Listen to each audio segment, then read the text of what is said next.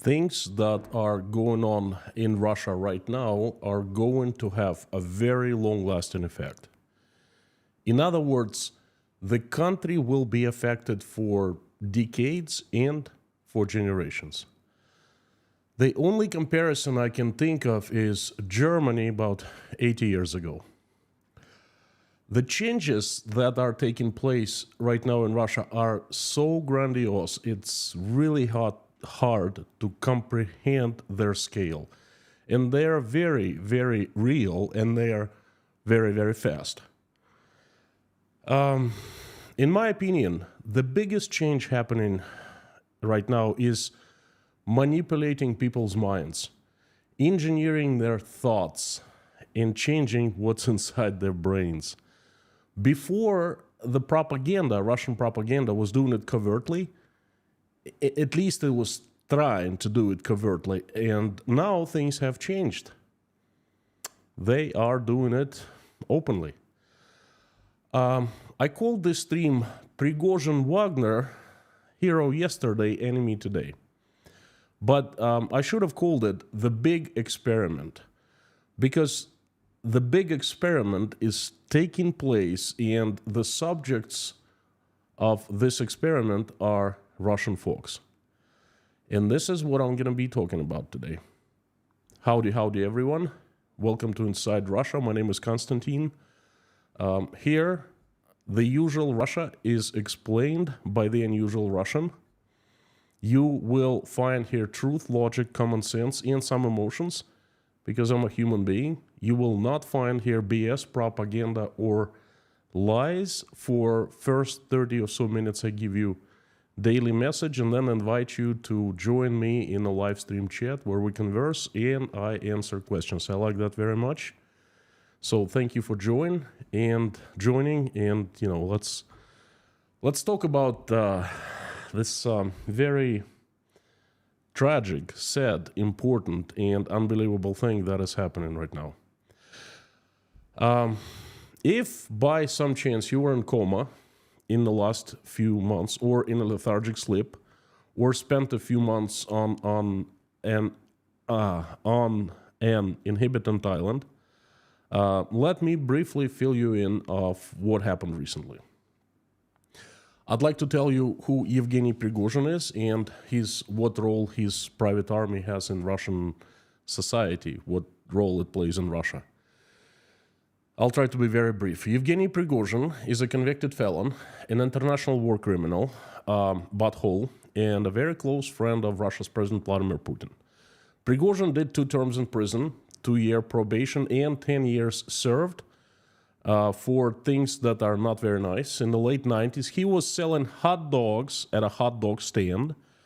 Good job for him. And then he met a small-time crook back then named Vladimir Putin in St. Petersburg.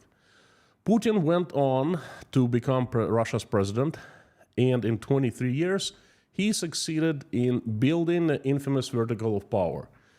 In other words, a system where he usurped absolute power in this country and surrounded himself with his close friends from the past. And Prigozhin is one of those friends, or was until very recently. Prigozhin, at Putin's approval, created a private army called ЧВК Wagner.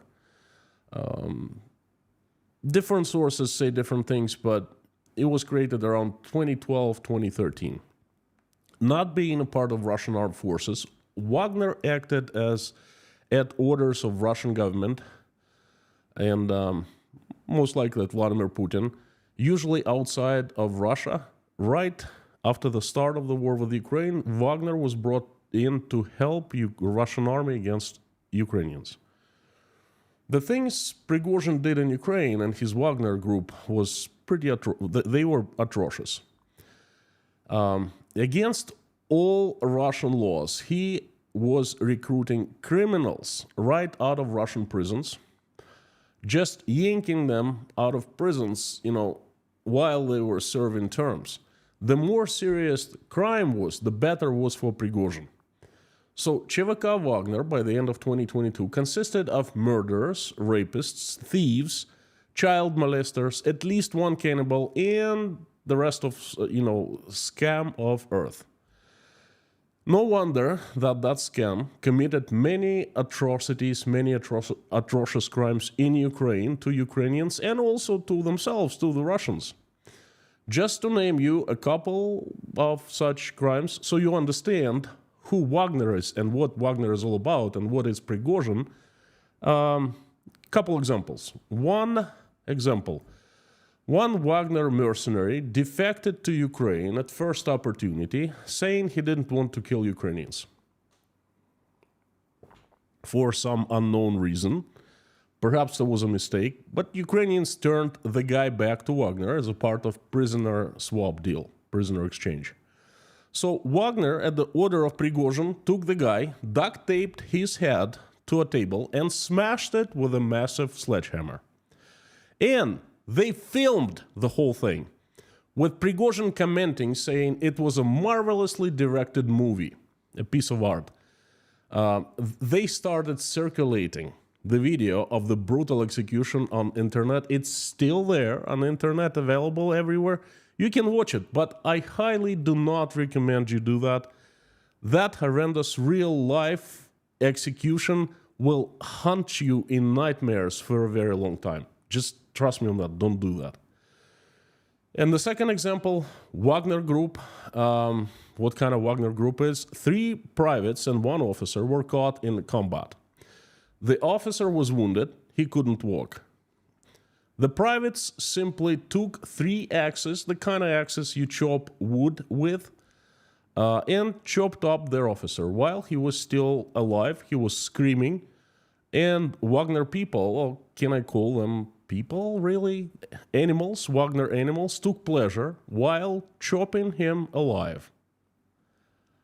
How do we know? Very simple.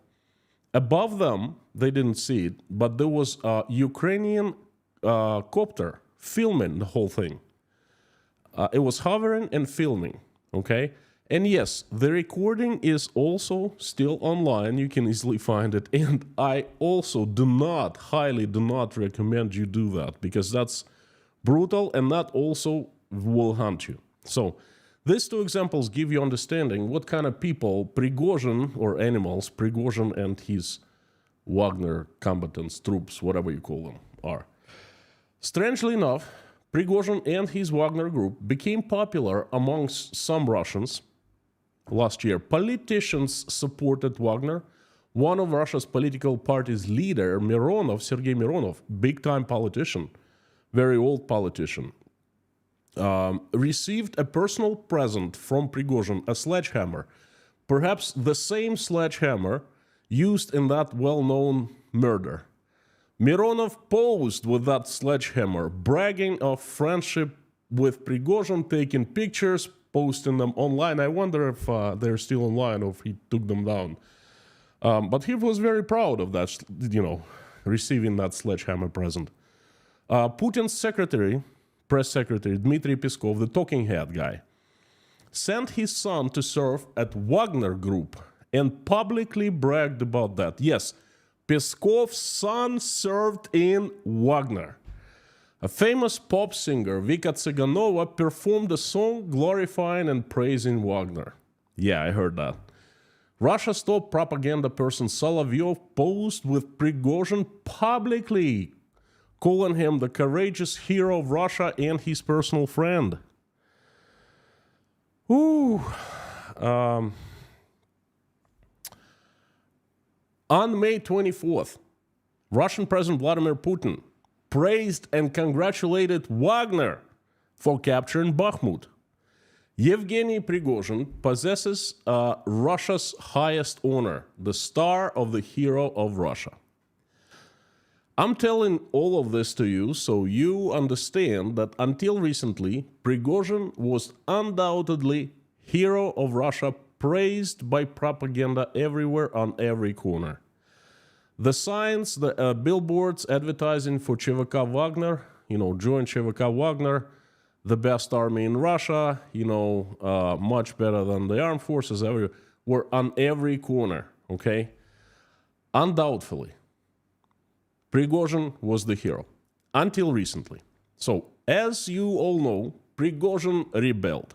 He left Ukraine, captured Rostov-on-Don, Russia's very important southern 1 million people city. Think about that. He just captured it in a couple hours.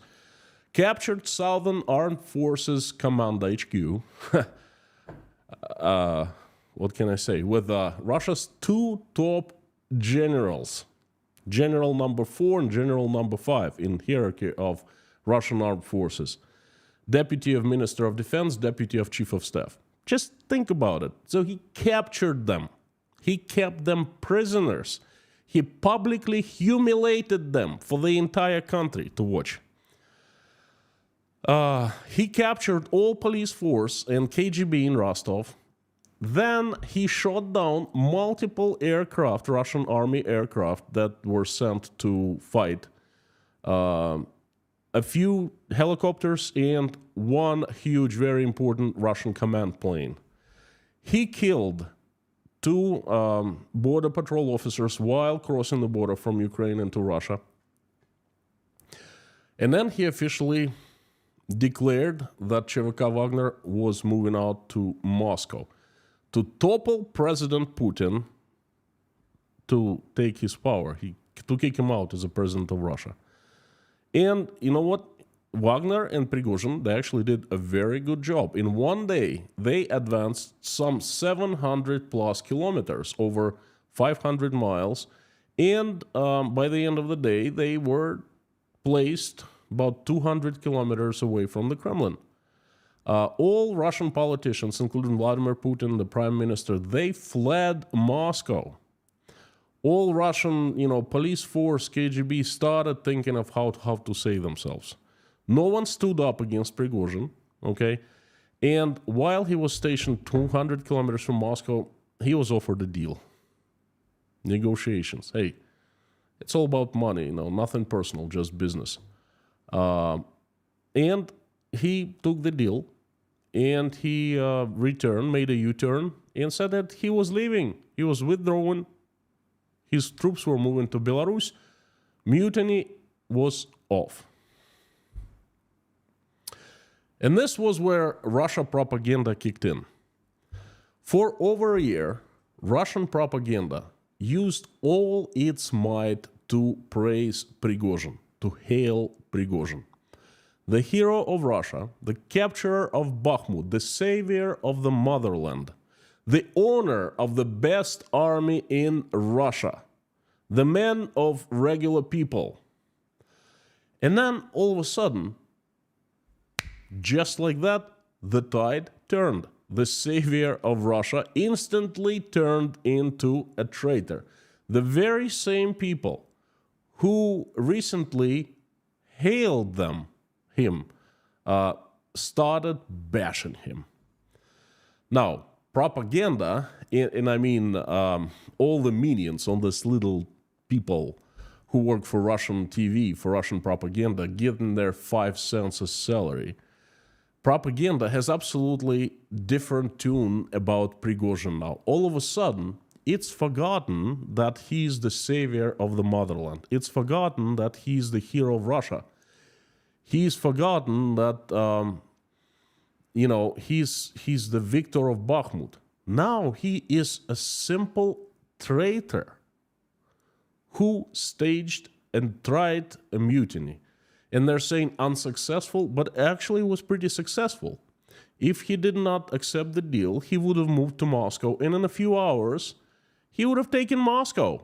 And then, who the heck knows what would have happened. So in my eyes, it was pretty darn successful. For the first time, the Russians learned from their trusted TV that Prigozhin actually is a convicted felon. Oh, we didn't tell you because we thought it was not important. But now we think it's important for you to know. All of a sudden, he's not a patriot, but a simple businessman making money off Wagner and off the war with the Ukraine. Oh, you find propaganda folks didn't know about that? You were not telling us before, you didn't know? We knew, but all of a sudden, they start bringing out the details of his criminal cases, his charges, and his convictions. Oh, he did this to a girl, innocent girl. He was beating her up. He was, strangling her. Ho, you didn't know that before? I knew. I sit here in front of the camera. I'm just a little guy. I don't have any resources, just my head, my hands, my eyes, and, internet. I knew perfectly well. You didn't know? He was financed from a Russian budget by the Russian taxpayers. What? Propaganda? You didn't know about that? You just learned that?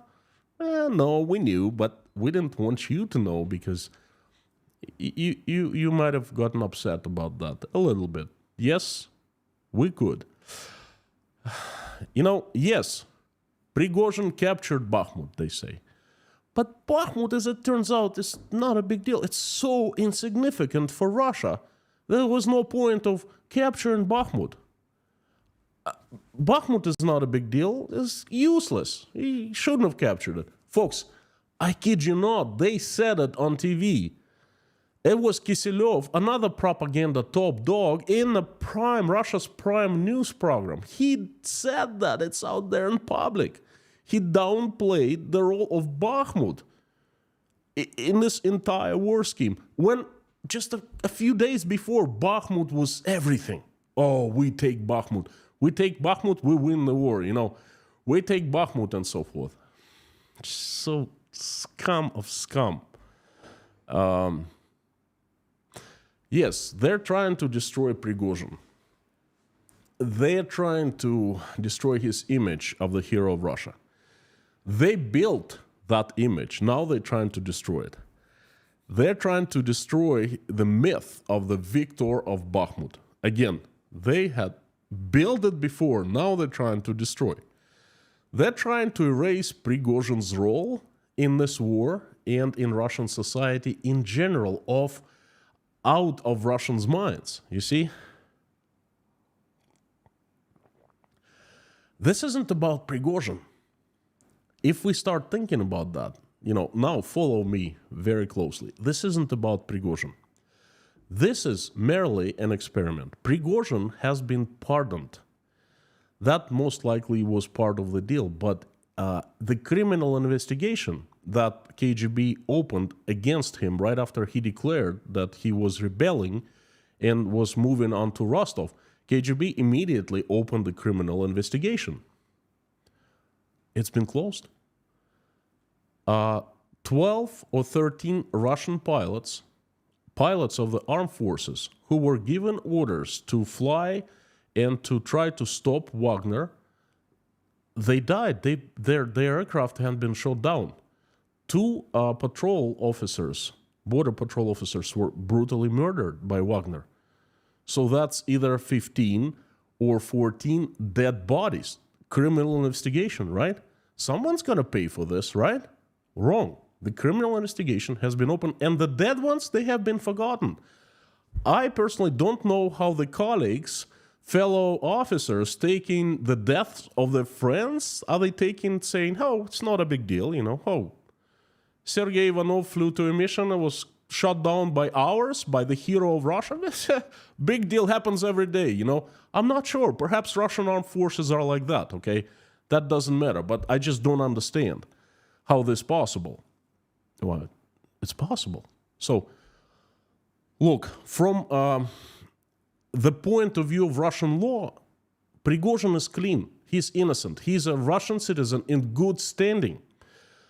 There was a raid on his office, on his house, and there were very illegal things found there.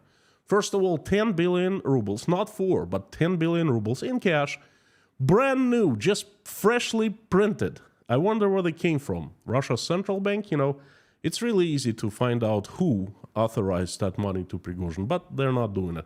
But anyway, 10 billion rubles, a few tens of pounds of cocaine, tons of gold, in bricks, handguns, AK-47s, bunch of wigs, things like that. They were confiscated. during the raids while Prigozhin was staging mutiny.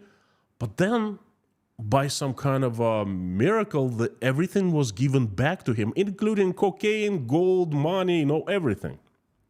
So he freely travels inside Russia. He flies to Moscow. He's seen in Moscow. He flies to St. Petersburg, back to Belarus, back to St. Petersburg. Oh, he's a Russian citizen in good standing. From Russian KGB, from Russian police, from Attorney General, Prigozhin is a free man. He's clean, okay? And yet, propaganda is irate about Prigozhin, and they vilifying him. Again, from the point of view of Russian law, he's clean. He's, he hasn't committed. He hasn't even been charged. He is not suspected of mutiny, of crimes, or anything, God forbid, But propaganda vilifying him, erasing his memory from the minds of Russians. Hey, Prigozhin could sue them for what we know, right? So, in my mind, this is the grand experiment. Propaganda is testing the limits and trying to understand how far it can go in the future. Yesterday, they said one thing, plain and clear, in a way that it's really hard to misunderstand. Today, they are saying completely the opposite thing. Yesterday, they said, look, this is white, and this is why this is white. Today, they're saying to the same thing, this is black, and this is why it is black, okay? They're doing it so inelegantly, so directly, so brutally, so boorish. They don't even try to mask it up. You see, they did try to be elegant in the past. They did try to mask things up in the past, but not anymore. They are testing the limits. Why? Because they're preparing for tomorrow. Because this is what's coming to Russia. Now, listen very carefully. There are two probable possible scenarios. Russia will change and pick the side of light. Russia will become democratic. There will be no need in propaganda in its today's understanding. All propaganda, all government employees, all who are part of the vertical of power, all will be lustrated and purged. That's one scenario. Second scenario, Russia will remain in the dark, but without Putin. He will be replaced, and everything is pointing toward this. A new strong man will stand at the helm, will have absolute power, and will be making decisions for all, for the vertical of power and for the Russian people. A lot of people understand that Putin is on the way out, and propaganda and people in the government, they understand it much better than we do, because they are on the inside. They feel what's happening, you see? So propaganda, in this case, with the new strong man, propaganda, the same propaganda will stay. The same people will remain at the propaganda. And they will be doing the same thing to Putin that they're doing right now to Prigozhin. They'll be saying the opposite of now. Putin, hero of Russia, hail Putin. Oh, no, wait a second, Putin is a traitor. They're saying hero today. Tomorrow, after he's out of the office, he will become traitor. Putin made Russia strong. Oh, wait a second, no. He weakened Russia. He destroyed economy. And then, this is exactly what they're going to be saying tomorrow. Today they're saying, oh, Putin is trying to denazify Ukraine. Oh, Putin is trying to demilitarize Ukraine. Tomorrow they'll be saying, no. He made orders to kill innocent people in Ukraine. He destroyed the relationship between Russia and Ukraine. And things like that. So the same scenario will apply to Putin that is being applied today to Prigozhin. Absolutely the same thing. And right now, they are just practicing. They're trying to understand how far they can push. And you know what's most amazing thing? Russian people are actually getting pushed. Russian people are eating it. As usual, they are eating. They are buying it. They start believing that what propaganda called white yesterday and what they believed was white yesterday, they start believing it's black today.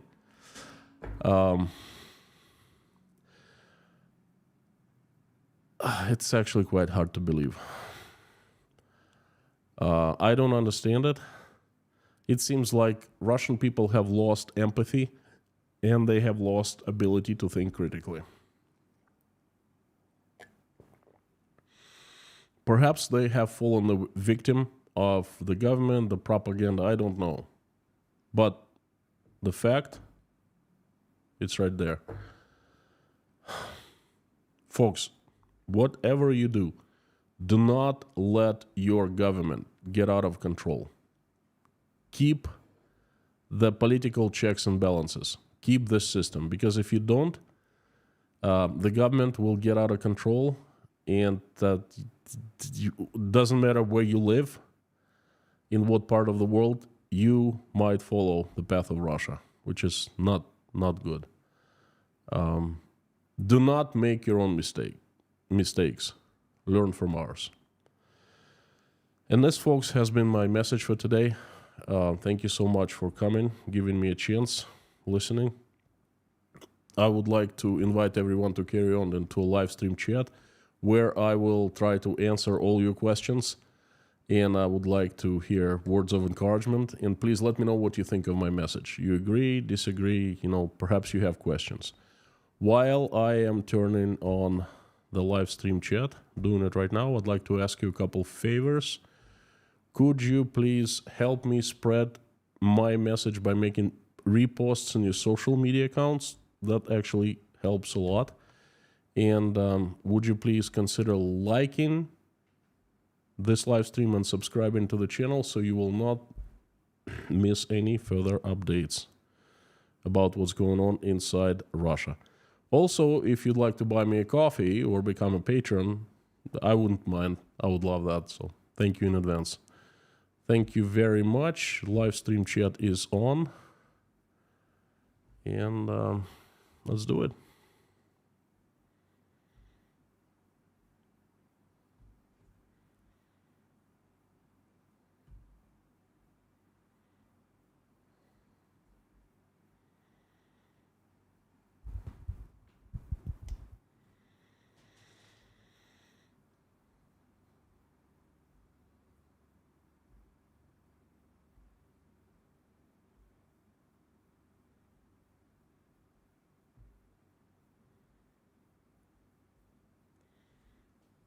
Lorna and Mommy, howdy, howdy.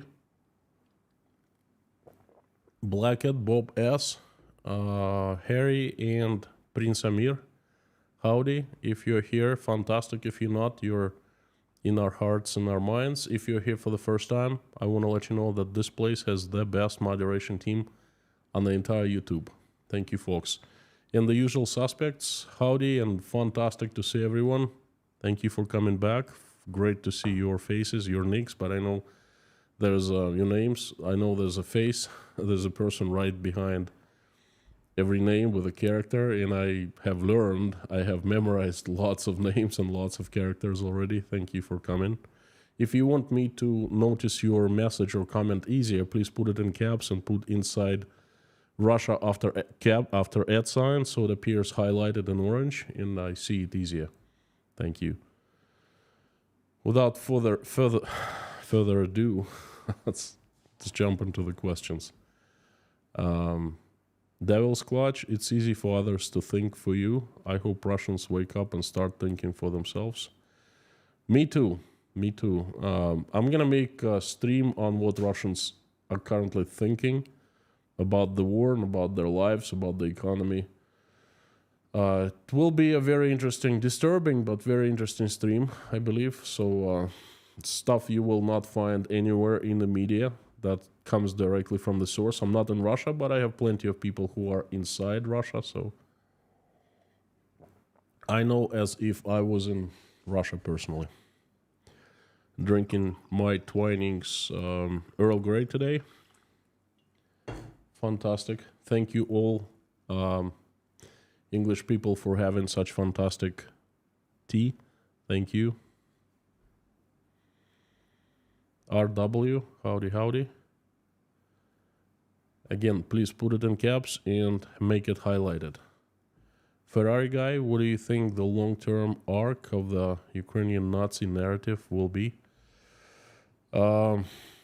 Buried and forgotten, or eventually taught in schools like the exposure of what Stalin did? Well, it's been buried and forgotten now. Very few people, government definitely has moved away from this agenda, from this narrative, not agenda. Narrative is a good word. So I have not heard of it for quite some time. Especially now, they will try to move as far as possible away from it, since the heads of Azov battalion were returned to Ukraine now. Now it doesn't make any sense whatsoever, because look, 1 year ago they were saying this. Now, there are Nazis in Ukraine, and for example, and people like me, we've been asking them, who? Show us, how many Nazis? Who are the Nazis? And their answer was this: oh, look, the battalion Azov, they're the Nazis. They have Nazi tattoos and everything, okay? And then there was a battle for Mariupol metallurgical plant, Azovstal. And they arrested quite a few Ukrainians, including the heads of the battalion. And then, guess what they did? They released them to Turkey a couple months later. One day they're saying, oh, they're Nazis, they're going to be prosecuted. And the next day they're saying, we exchanged 50 Ukrainians for 200 Russians. And among the Ukrainians that came to Russia was Medvedchuk, a relative of Putin. He was the godfather of Putin's daughter, or vice versa, or something like that. So anyway, it was really hard back then to justify this narrative for propaganda people, and they started moving away from it. But now, at least back then they were saying, oh, they're gonna remain in Turkey under arrest or whatever. But now these people are back to Ukraine, and Turkish president released them. Zelensky came and brought them back personally, and they're saying, hey, we're gonna go back and fight. And Russian propaganda is nothing to say.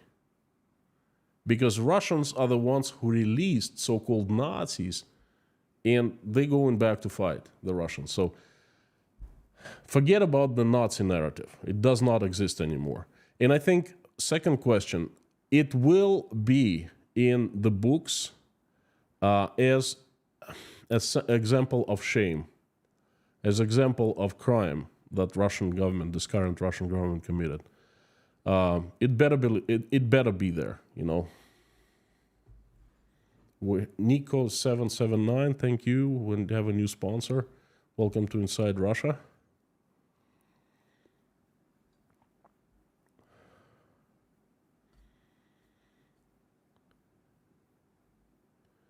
Sam K, howdy. Thank you for the good words.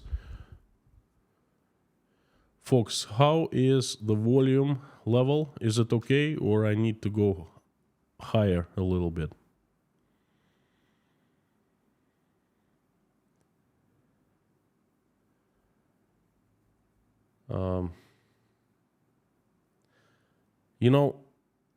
It's like 1984, George Orwell. It's, I think it's much more hardcore than 1984. Riviere 1862, thank you so much. Thank you for nice words. Thank you. Multi-Ducky, good nabend. Dave Strains, Dave, congratulations. Frank in Texas, howdy. Wendy, hello, hello. KZK and Larson, Sophie, Airborne Snail, howdy friends, Tom W, OE, Mr. OE, Scale God, hello from Norway. What a fantastic country. Howdy, howdy, welcome to Inside Russia. RW, thank you for coming and thank you for supporting, my friend. I wish the behaviors you speak about were unique to the Russian people. Every country has people vulnerable to manipulation by Russian methods. It is something we must all fight. Growing population makes the battle hard. You know, RW, you're spot on, and this is why I say right at the end of every single stream, folks, don't make your own mistakes. Learn from others, from ours. Learn from others, learn from us, from Russians, okay? Because we made so many mistakes already. It seems like we make mistake after mistake, we're repeating them, and somehow we get this freaking weird, twisted joy out of it, you know? I don't know how else to explain it. David, howdy. Thank you so much, Justeri. Well, fantastic. You always praise my streams. I appreciate that. Thank you so much. I tried to nail it. Charles Wharton, is your family still in Russia? Charles, I do not answer personal questions. I will only answer when I feel the time is right. But your question is noted. Thank you. Pismo Beach, California. Mary, howdy. Pismo Beach is one of the places I wanted to get to because it seems like a very peaceful, very quiet, very nice place up the coast. But the farthest I went was Santa Barbara and Goleta Beach, I think that's how it's called, Goleta. So, but you live in a fantastic place, let me tell you.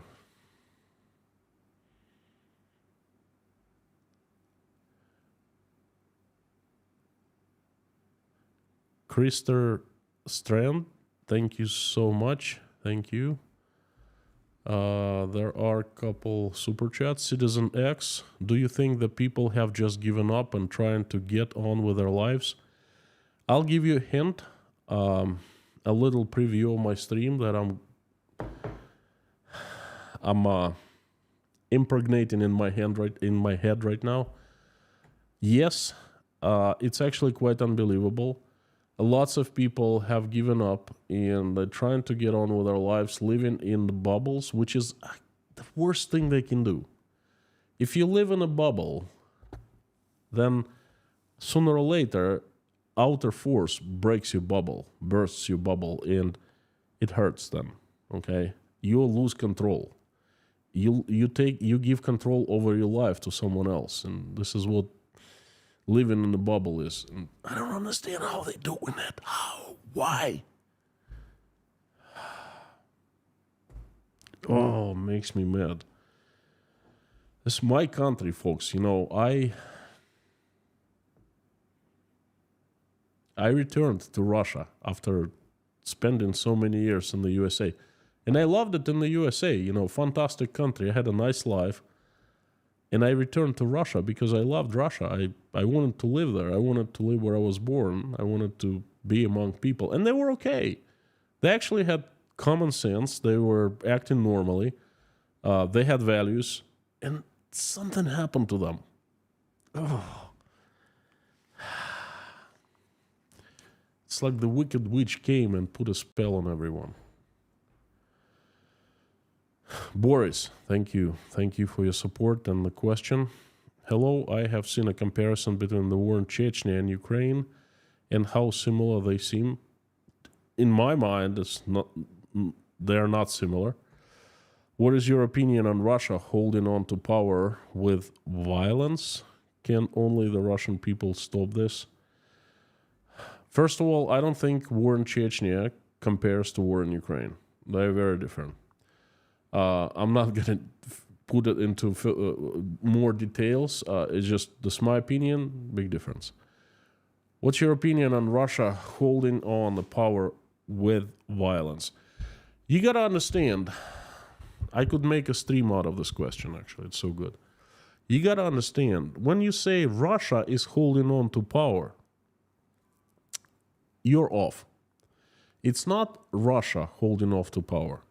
It's few people in Russia holding on to power so they have the resources. They keep on controlling things. They keep on making decisions. They keep on living in large houses. They keep on stealing billions of rubles.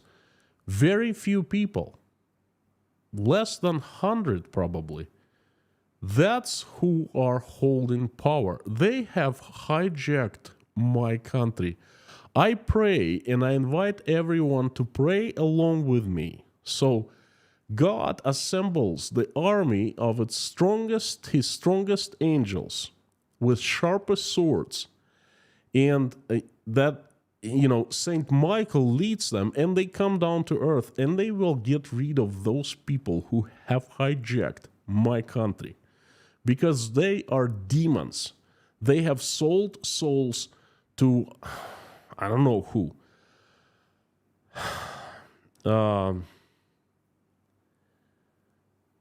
It's them. It's not Russia holding power.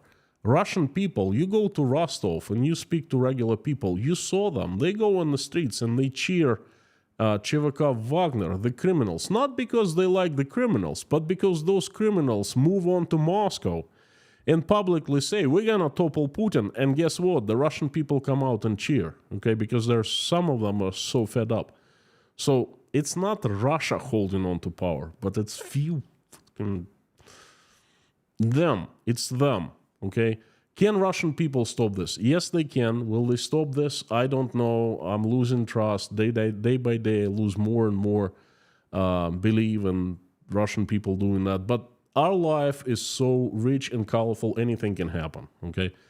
Prigozhin showed an example that we didn't think of. Well, I think that civil war is coming to Russia, but Russians didn't think of it. And then boom, just like that, in a few hours, Rostov-on-Don falls and Chevakov Wagner captures it. Captures everyone, FSB, KGB, military police, and they can do anything with them. They can execute them. They could execute everyone if they wanted to. No one would have said a word, okay? So was that possible? Life, anything is possible. Whew. Tomasz Miklos, my friend, thank you so very much for your incredible support. I remember your name, I remember your support. Thank you. Still admire your work, conviction and perseverance. Please stay with us, stay strong, and celebrate the victory of Ukrainians together. Thank you. I am trying to stay strong. You definitely can count on me showing up every single day. Thank you. I will celebrate, definitely. As soon as it's over, the war is over, I will take out, like I promised on the very first stream, I'm going to take out a bottle of champagne and I'm going to drink it online. I'm going to celebrate along with you, and I'll invite everyone to join me with champagne, beer, booze, whatever, and I'm really waiting for that day to happen. Thank you for your support. Guy, welcome to Inside Russia, new sponsor. Thank you.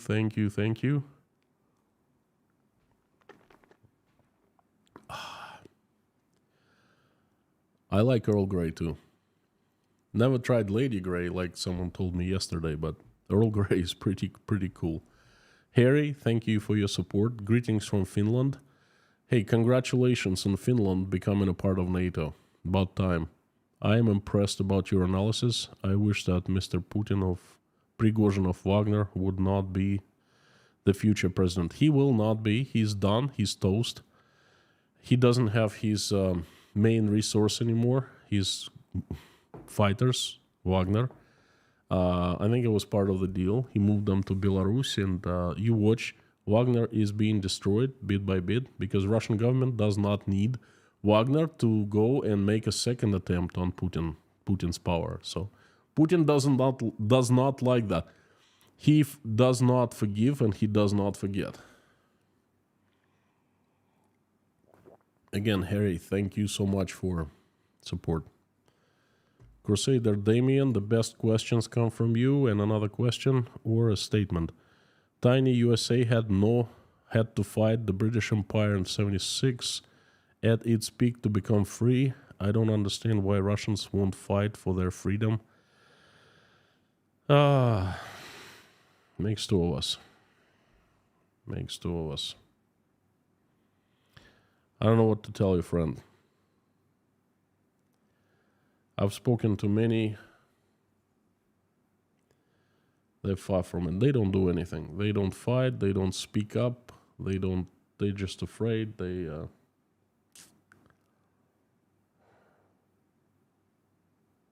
Sorry, I don't know what to tell you.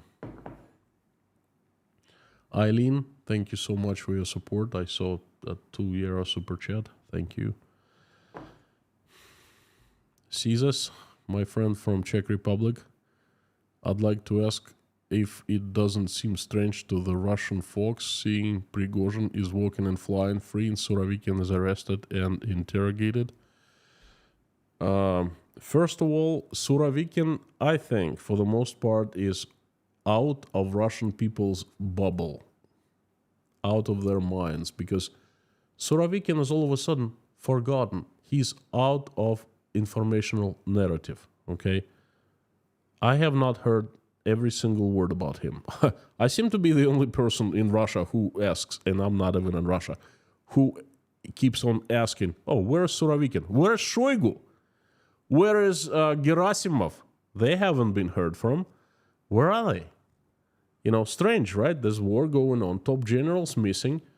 Okay, perhaps they're sick. Perhaps they died. Perhaps they're arrested. Well, let us know and,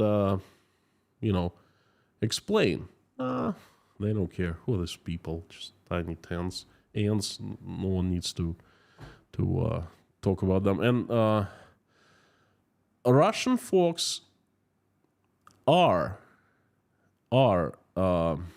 disturbed, some at least disturbed, and it does seem strange to them that Prigozhin is in Russia. You know, at breakfast I told a few people and they were absolutely, I can't say outraged, they were surprised, they were shocked. What? But that's us out of Russia. You know, we have very certain mindset, you know, certain position, to a certain extent. People in Russia are also surprised, but the thing is, it does not go any further than being surprised. That surprises me. Jekyll N, thank you, friend, from Australia, and it is unusual but very pleasant to have a question for you. Do you believe ordinary Russians have learned their lesson and do not do the right thing in the next election? No. Oh no. Oh no. Oh, don't even count on that. But the good news, I don't think there will be next election, at least not with Putin. I think that he's going to be out of the office by the end of the year, one way or another. I mean, this mutiny was a precedent. He's not strong. And everyone knows that. Everyone senses the blood. Everyone sharpens sword, you know. Big things are coming.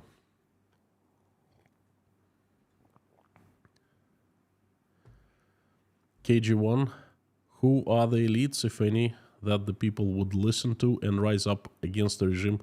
No such elites. People hate elites. Elites hate people. Elites are sucking people's blood. They're stealing their money.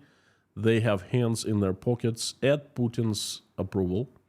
Putin actually, you know, allows certain people who are parts of the elites to control certain areas of Russian budget and so forth. So Russian elites and Russian people do not mix, KG1. Kieran Whitfield, thank you so much for your support. I appreciate it. Thank you. And Mr. Krister from Sweden. Howdy, I was in a chat with a Ukrainian YouTuber and asked what Ukrainians think of Navalny and answered he is a POS, prisoner of S. What is POS? Why do you think he said that, and what do Russian people think of him?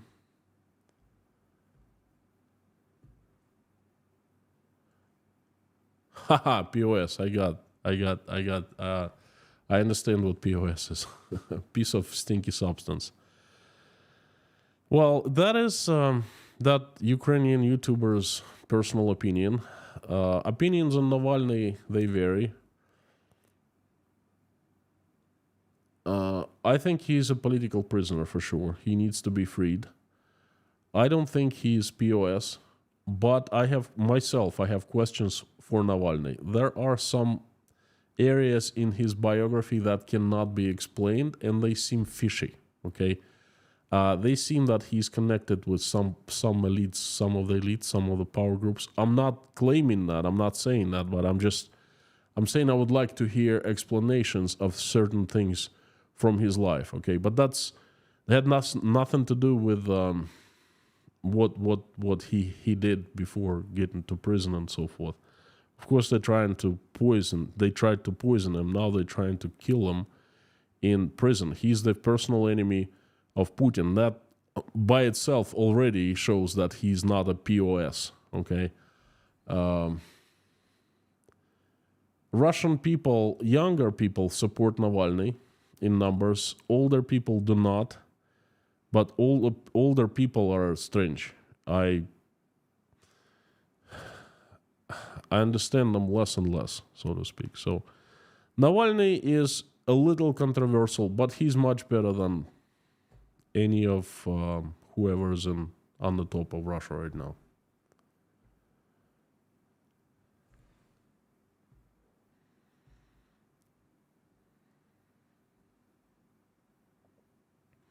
Henrik Arbo, thank you so much for your support. I appreciate it.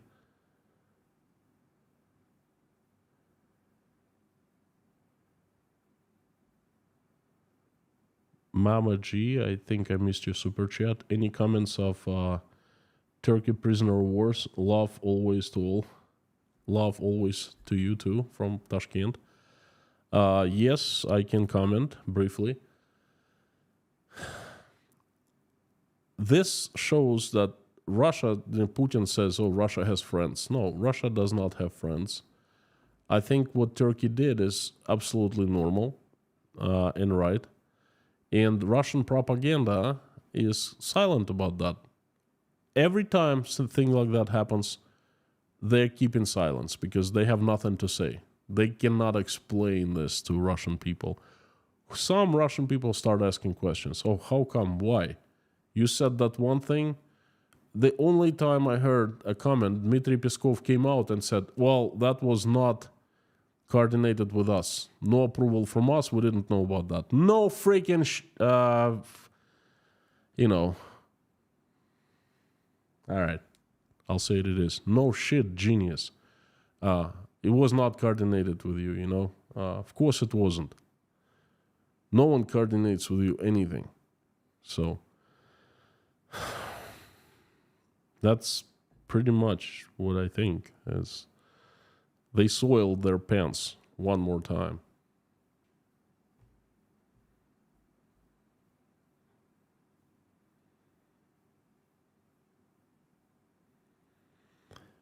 Wretched, Navalny supported the annexation of Crimea, though, and wanted them to go further. I don't believe Navalny wanted them to go further. No, that's not true.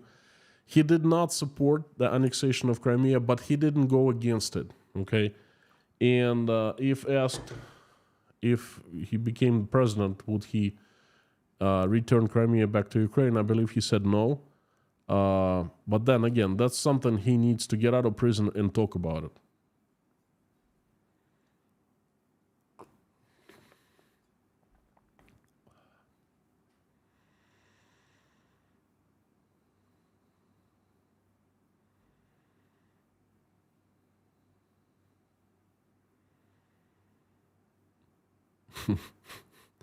Pinda, a good question. How to pronounce your name? Makes two of us. I don't know. I am a Patreon supporter of Konstantin, another 3 good Russians named Zach, Nikki Proshin, Russian dude. I know 3 of them. I know Zach personally. I know Russian dude, and I know Nikki. So, good for you. Thank you for supporting me.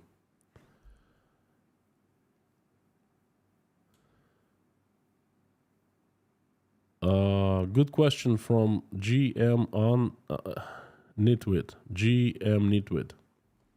Do average Russian people have access to this information? Well, what I just said about this being an experiment, no, because you've heard it for the first time in history. No one else has spoken about that. This is my unique analysis. So Russian people have not heard that. But everything else, they know. They know how Prigozhin was the friend of Putin, how was the hero of Russia, and they're seeing what they're doing to Prigozhin right now. I mean, they have brains in their heads, right? Inside their heads, so can they think of it? They don't even want to try. They don't want to listen. They don't want to hear anyone. They live in their bubbles, and everything is well inside their bubbles. Well, I have a big surprise for them. Their bubbles will be burst.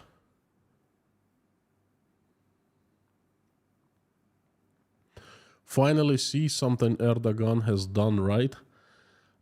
Joe's Rames, I have a feeling that Erdogan has switched sides, okay? I have a feeling that Erdogan, something is going on with Turkey.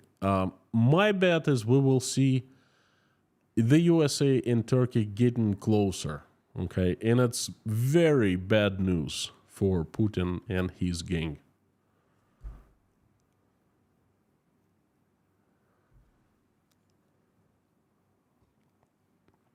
Buying the peanut. I thought POS is piece of stinky substance. A позер. Well, Navalny is позер, yes, to some point, but nothing criminal, you know, nothing bad.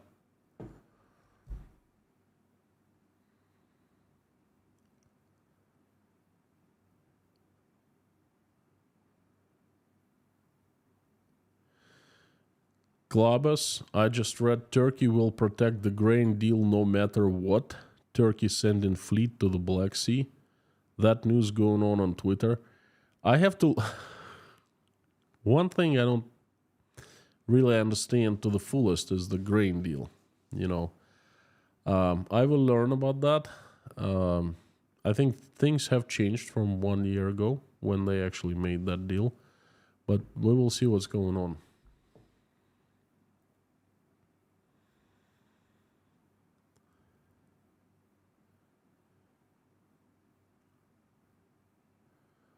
Sam K, thank you. Well, smash once at least. That's gonna be a good start. Just Terry, do anyone know what's going on in Russia? I'm sorry, Just Terry. I'm me.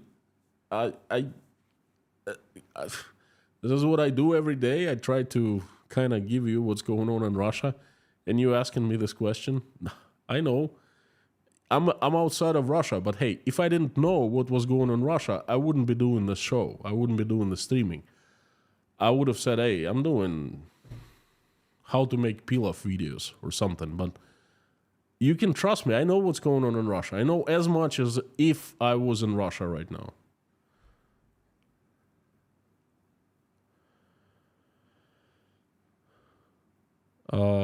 Sumiland, where is Gerasimov? I would love to know that, because Gerasimov hasn't been since the day 1, 24th, 23rd of June. Where is he? Where is him?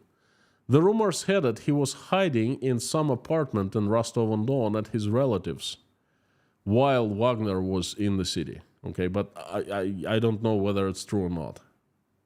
And then he hasn't been seen ever since. Where is Shoigu, the Minister of Defense? Where is Surovikin?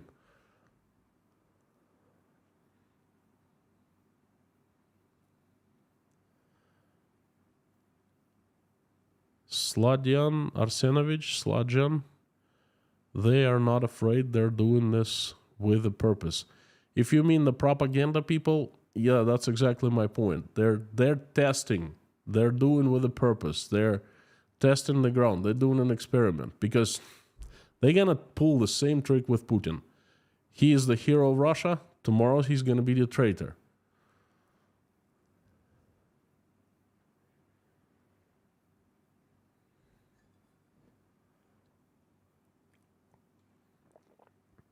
Are on love with Finland, a NATO member. They naturally protect Sweden.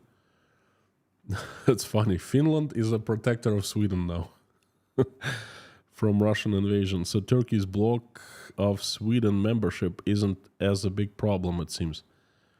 I cannot... Well, I think you're right, but still, Sweden will become a member of NATO. Sweden, the Turkey will negotiate terms with someone, with other countries, and Sweden will be let in.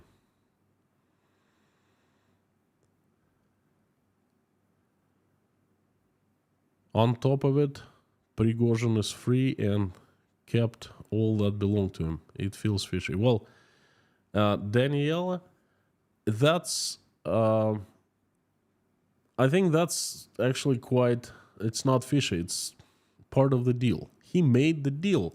He was standing 200 kilometers from the Kremlin, and he got in touch with Putin directly, I don't believe so, through other people, most likely through Dumin. And he said, look, I move out now. In a couple hours, I'll take the Kremlin. There's nothing you can do. You know. And then Dumin offered him carrots. He said, this, and that. And Prigozhin took them. He took the bait. And as part of the deal, the criminal investigation has been closed.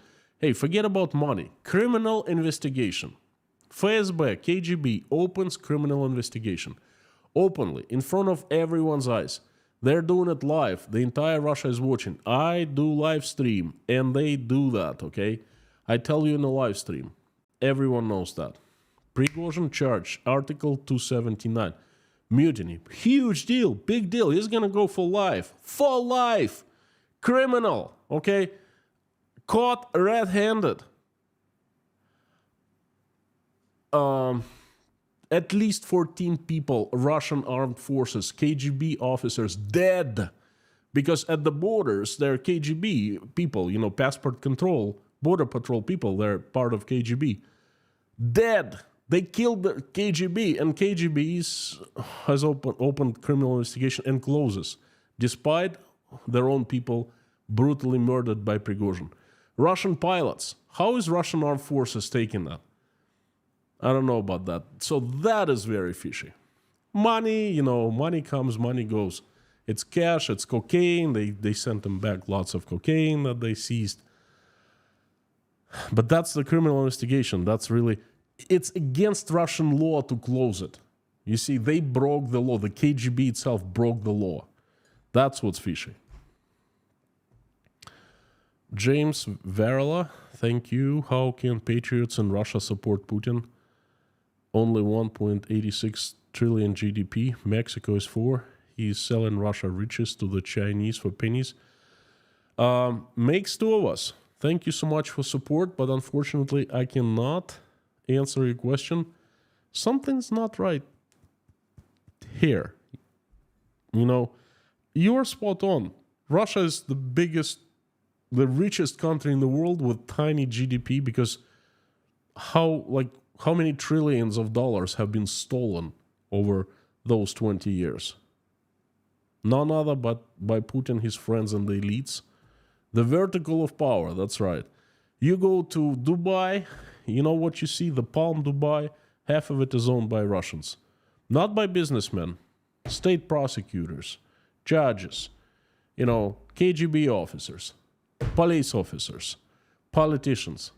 How come, where they get so much money to pay for properties on Palm Dubai? Half of Dubai is owned by Russians. That's where Russian money is. In other countries, in Switzerland, Miami, just go to Sunny Isles and Florida. You will see where Russian money is. Go to, Belgravia in London. You will see plenty of Russian money.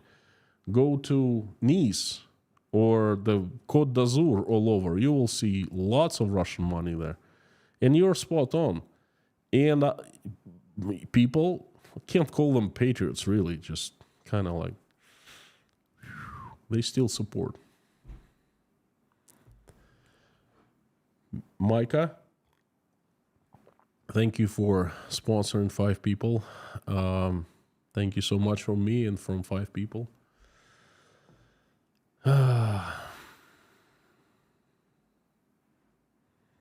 No, I wish I was a travel blogger. I wish I was going from place to place, restaurant to restaurant, and filming food, filming how they cook, how they prepare dishes, and tasting them, and oh, this is good. Oh, this is great. Oh, this is not so good.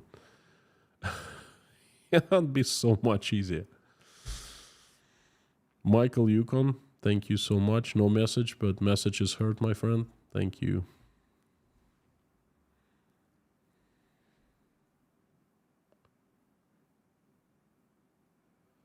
Okay, seems like I missed super chat from Caesars. And Janice Burgess is 15-month sponsor. Wow. Well, I can't say congrats. It's great. Fantastic to have you as a sponsor for so long. Thank you.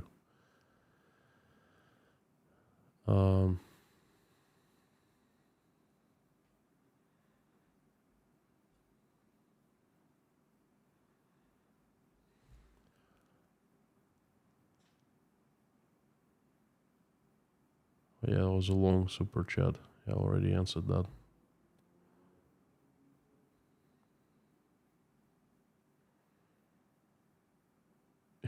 EW, thank you so much for giving me the news. Interesting. Could I please ask you for your source? Because I have not seen this.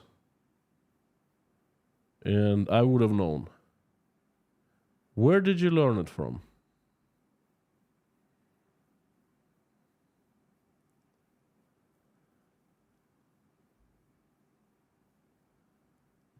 I'm scanning the news right now because I have this ability to scan them all at once. There's nothing about Gerasimov and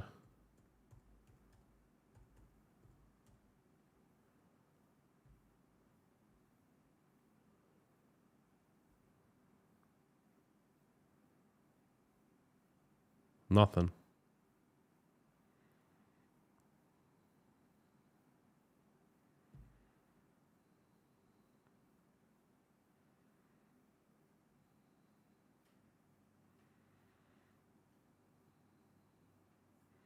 All right, there's one mention of that on a Telegram channel called Rybar. That Telegram channel is quite controversial. I only believe it when I see it. Okay, so it's good that there's smoke. There's no smoke without fire, but at this point, I don't believe it because that channel is, like I said, very controversial. No one else is saying anything about Gerasimov. JKB, you need to enroll in Cordon Bleu and become a chef. You know what? That's the last thing I'd like to do. I cannot stand cooking. No, thank you, but no thank you. No. I don't even like that much, like going out and trying new things. If I like something, I usually stick with it, stick with it.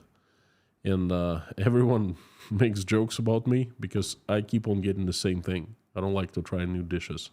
So I was trying to kind of making a joke when I said about me traveling and testing foods and stuff like that. Definitely be much easier, but that's not what I'd like to do. Michael, there was a Daily Mail article, but Daily Mail isn't a great source. Most likely, they used this Ribar Telegram channel to get their source from, but they're making a mistake, okay?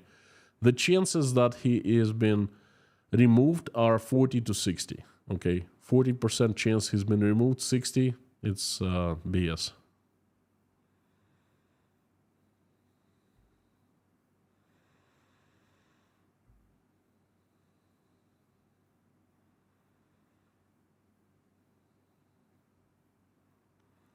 There's a deleted super chat from Blackhead, deleted it. I will check it out after the stream.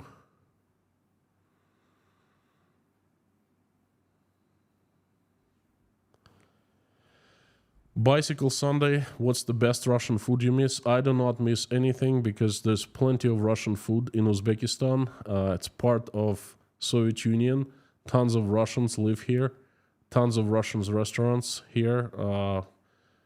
There's like 50-50, 50% Uzbek food, 50% Russian food. That's so I don't miss anything. I get borscht, which is a Ukrainian dish. I get different Russian salads every time I want to. So I don't miss anything.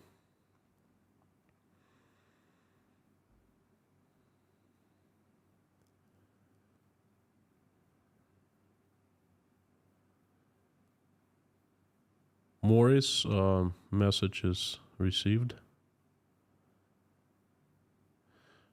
Lisa, I'm still confused about the relationship between Putin and Prigozhin, and tell your friends to subscribe.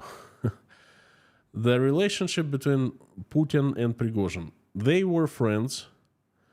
Putin, was born and raised in St. Petersburg until 1996. He worked in St. Petersburg, and he was in charge of basically all international companies coming into Russia in St. Petersburg and getting licenses, permissions to work in St. Pete and so forth. So he was the man. He was one of the deputies of the mayor. Small place. Everyone knows everyone. I mean, So he met, Prigozhin and him met, and when Putin became the president, he elevated everyone who he knew, okay? So Prigozhin was among his trusted people. And then he let Prigozhin become rich. He let Prigozhin create private army. And most likely Prigozhin was running his orders, certain orders, shady orders that Russian armed forces could not run. So that's the relationship. And until recently, they were friends. That's 7 months ago, New Year, Prigozhin called him, allegedly, he called directly to Putin, said, "Happy birthday, Vova." He was calling him Vova, like, instead of Michael, he'd be calling, "Hey, Mike, what's up?" That was a relationship. And then either Putin himself or deputies of Putin, they cut off Prigozhin from being able to talk to Putin directly, and then stinky substance started hitting the fan. They're not friends anymore, but Putin, he pardoned him. He did not forget, and he's not going to forgive, but he pardoned, and he let him go. But I think Prigozhin, in general, is a dead man walking. So that's the relationship between him and Putin. It was close until recently, and then it went sour, very sour, to the point that Prigozhin wanted to get rid of Putin. Not only wanted, he publicly stated it in his Telegram channel. Good questions today, great answers. Thank you so much for your support. Wolfhound26, thank you. And Michael Yukon, thank you again. All right, friends, time is up.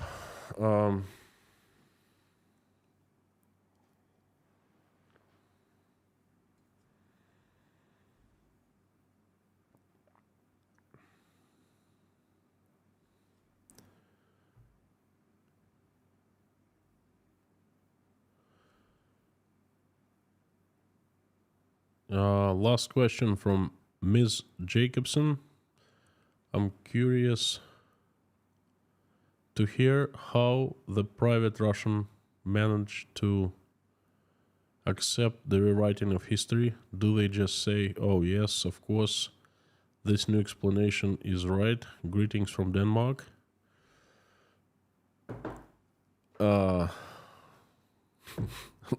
was trying to make a joke.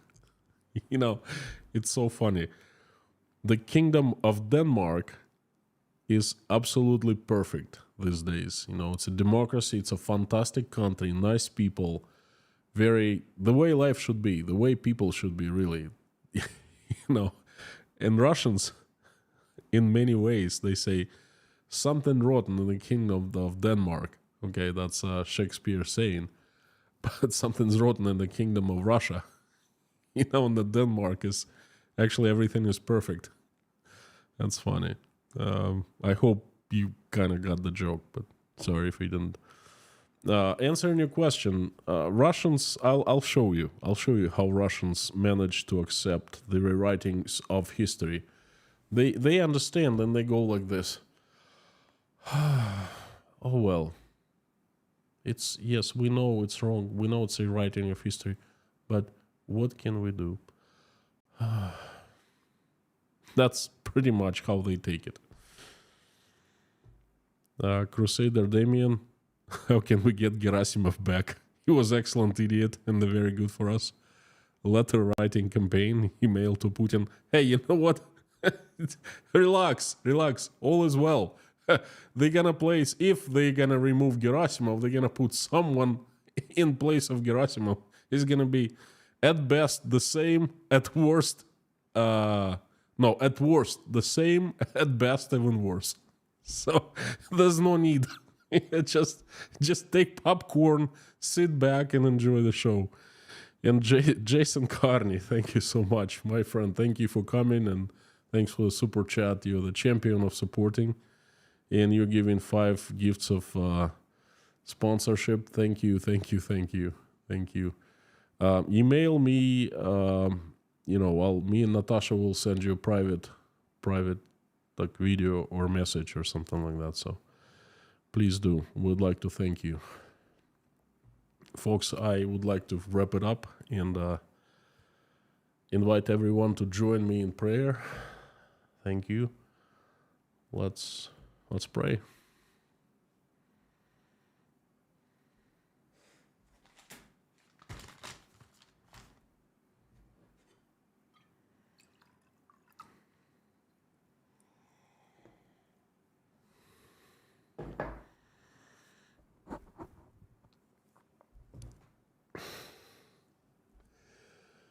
Dear Lord Jesus Christ, please forgive us our sins. Thank you so much for giving us this life, this day, this week. Thank you for putting food on our tables and roofs over our heads. Thank you for surrounding us with people who we love and who love us. Please give us wisdom to keep the skies above our children's heads peaceful and raise them the way that when they grow up, they make this world a better place. For now, please keep them safe and healthy. Dear Lord, please help stop bloodshed in Ukraine. Reach out and touch the hearts and souls of people who are responsible and capable of making decisions so they wake up, they rise up, they, jump up, they will see what has been done and they will get terrified and will make a decision to stop the bloodshed. Please help every single Ukrainian who has been affected by this terrible tragedy. Answer their prayers and make their wishes come true, please. Please send an angel to every Ukrainian so the angels keep people away from harm's way. Dear Lord, please help my country, Russia. Assemble the army of your strongest angels with sharpest swords, led by Saint Michael in shining armor, so they come down to earth like a heavenly avalanche and get rid of all demons that have hijacked my country, Russia. Please have angels run Russia, make it right, make it loving, respected, respectful, and good.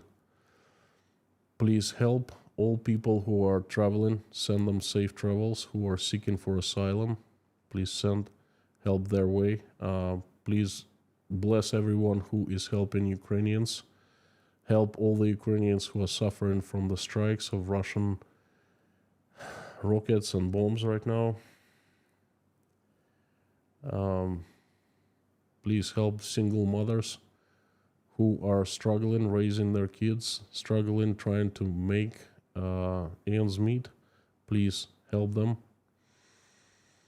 Help all the sick, hungry, lonely, betrayed, homeless, jobless, addicted, depressed, the ones who are not feeling well about themselves, with low self-esteem. Shine your heavenly light upon those people. Please help every one of them in the way you know how to help them, so they rise up and they feel better about themselves, they feel better about life, and they have a chance to live happily ever after. Thank you so much for allowing us to create this community and gather in this community. Thank you for real things happening, real help provided, and real people meet in this with help of this virtual community. Thank you for allowing us opportunity to come together and pray. Please help everyone who is praying along with me or simply watching us pray. Answer everyone's prayers and make everyone's wish come true. Dear Lord, I would like to ask for a few people who need your help, good people. They are Frank in Texas, Julie W., Eugene, Lindsay daughter, Margaret, Linda, RT, Per, Sarah Stokes, James Gentz, China Bill, Yorkie Mom, Hannah, Julia Haney, Paul, Susie Mailer, Heather, Vasilien Lubomirov, Greg, Jim and Shirley Hall, Ann Larson, her family and daughter Hannah, Delaney and two daughters, Florentina, Max family, Patty L, Sherry Morin, CKOC, Brian Wilkes, Amir's uncles Dicky, Liz Dumbrell and her family, Ripted, daughter of Aspen English, Ruth Paul, Alona and her boys, Susan, Rudy Kaisley, Darla Babe, Santa's Whiskey, Paul McDonald, White Lightning, George Ruberty, thank you for shining your light upon him and helping with his help with recovery. Dave Strains, Pam, Wayne, Shirley, Debbie, Jen Allen, Finola, Lars Henrik, and Lars Henrik's mother, the Highwayman, Essie from the Scottish Isles, Outlander and family, David Porter and family, Choris and family, Lars, Susan Marshall, Beulah, Lazarus, Bus Simon, Alvin, Alvin's sister, Teresa D., Terry Carter, Joe and Lee McMahon, Meta Spencer, Deanna and her family, Bree's friend, Caroline, Albina Fell, Michael Yukon, Joel, Life, Karine Vasseur, Pamela J., Daniel 9, Lindsay, Yelena, Natasha, Jake, Michael, Oля, Dasha, Sky, Bonnie, Svetlana, Larry, Brittany S., Karen from Maine, Janine, Michael Milkovitz, Marlene, Paul Binns, Richard, Mallory M., Dirk, Linda, Terry, Scan family's grandson, Angelic at Life, Richard Burris, and Barb Randolph, Harry's family, Verlinda's niece, Doug, Michelin, King Nero, Gaby Hyman, Donald, Deborah, Lisa's son, Jade Kaltenberg, Brittany, Alice and Dave Moyers, Maureen M., her sister, Mr. Hanson, Bob, Matt, Rob, Ashley and family, Mr. Dean Spooner, his church called Our Savior Lutheran Church, Lisa Kumrian, Jacob, Adam Oliver, Amy, Treasure, Kyle's wife, Grace Philosophy, please send her recovery and shine your heavenly light upon her wonderful family and her granddaughters. Maggie, Vladislav and Sergey, Susie Mailer, Gina Wayfarer, EMS paramedic Liz, Lori Miles' husband, Sherry, Layla, Philip's mother, Thomas Fall's mother, and I'd like to mention a few special children and ask for them. They are Cadence, Sebastian, Maverick, Eva, Muddy, Theo, Coulter, Ansley,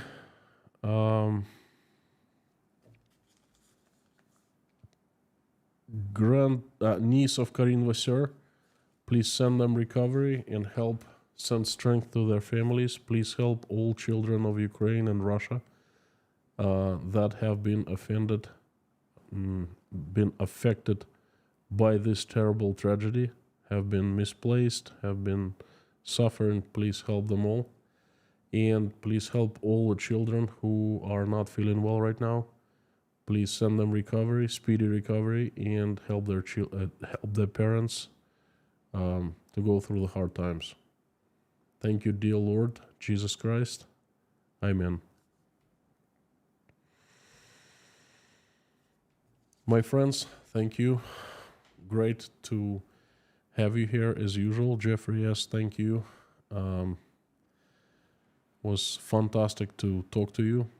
Very therapeutic for me and very encouraging. Very